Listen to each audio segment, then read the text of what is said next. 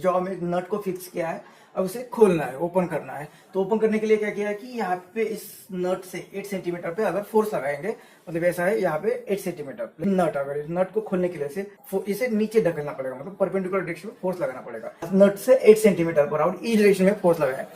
अब ये बॉडी जो लूज होगी, मतलब लूज कब होगी, इसे रोटेट करना पड़ेगा। रोटेट करने के लिए, मतलब इसे रोटेट करने के लिए जो फोर्स लगेगा बोलते टॉर्क, मतलब टॉर्क होता है जो हम फोर्स अप्लाई करने वाले हैं, वो फोर्स इनटू वो परपेंडिकुलर डिस्टेंस और फोर्स की लाइन ऑफ एक्शन और जहां पे point about which body will rotate.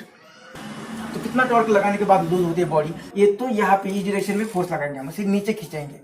ये 6 है तो इसका परपेंडिकुलर ये कितना आएगा, साइन, ये थीटा है तो इसका 6 साइन थीटा, मतलब ये कितना आएगा 6 साइन थीटा। फोर्स कितना आएगा, फोर्स आएगा 6 साइन थीटा, और ये थीटा कितना 30। नहीं तो क्या कर सकते हैं, इसे 60 लिख सकते हैं और ये बोल सकते हैं कि 6 cos 60, इसे में आएगा। ये फोर्स की लाइन ऑफ एक्शन होगी या ये, और ये एक्शन इनके बीच में ये परपेंडिकुलर डिस्टेंस कितना है 8 इंटू, इसे मीटर में कन्वर्ट करेंगे तो इतना।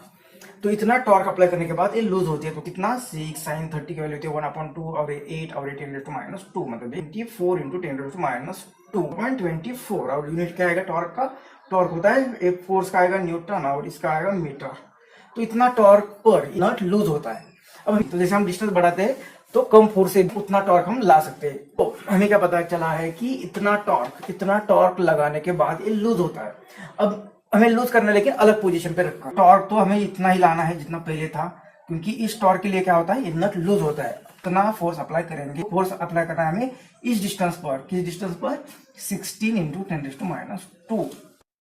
तो ये आ जाएगा, ये 24 मतलब ये 10⁻², और ये 10⁻² चला गया 5 न्यूटन। इतना फोर्स अप्लाई किया।